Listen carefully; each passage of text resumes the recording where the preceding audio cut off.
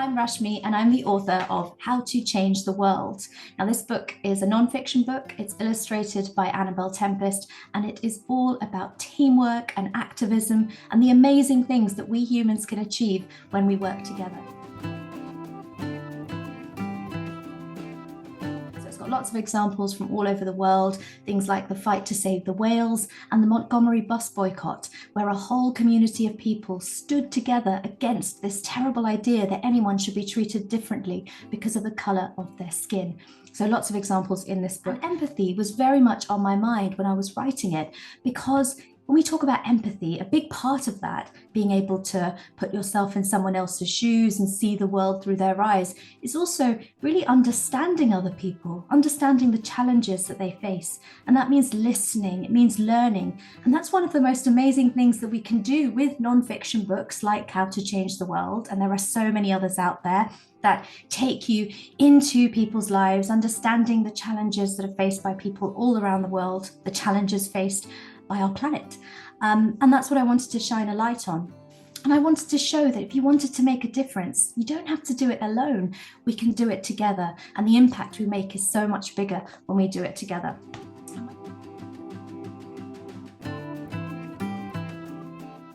And my hope is that people who are reading this book, people like you, will see these inspiring stories of people who are turning empathy into action, who are understanding the challenges and then taking steps, big or small, to make a difference.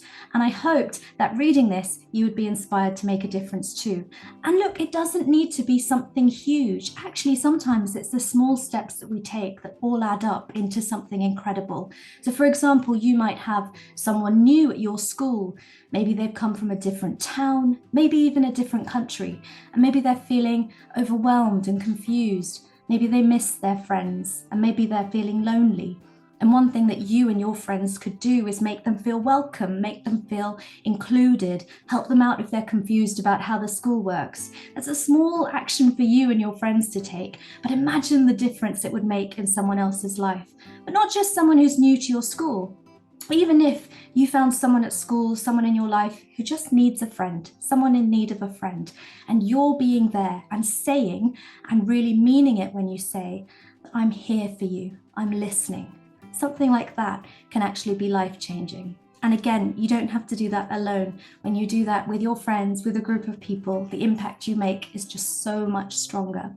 So I hope that reading these stories of people turning empathy into action, you will be inspired to do the same in your own small way. Now, some of you will have set an empathy resolution last Empathy Day. And just as a reminder, an empathy resolution is all about turning empathy into action, taking a little step. It's a promise to take a little step to change our behaviors for the better and to show more empathy as we go along and go about our lives. Now, if you set a resolution, have you been checking in on it? Have you been thinking about how you're doing with that resolution? Do you still like your resolution? Do you think you could come up with a better one that works better for you? It's absolutely fine to change your resolution throughout the year or to adapt it to make it a little bit better.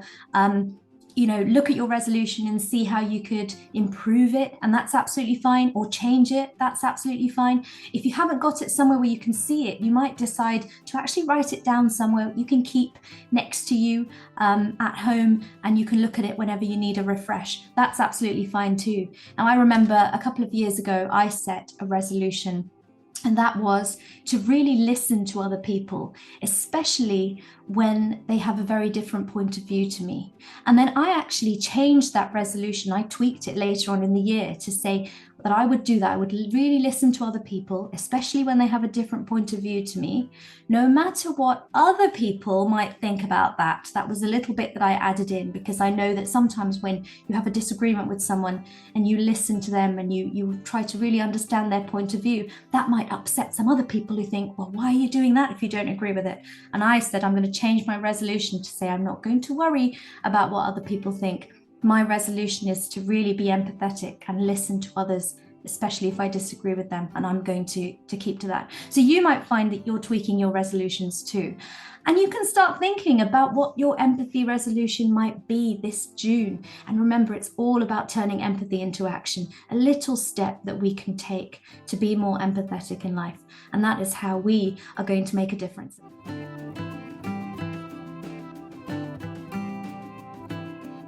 Welcome to Empathy Action Month. We've been reading How to Change the World.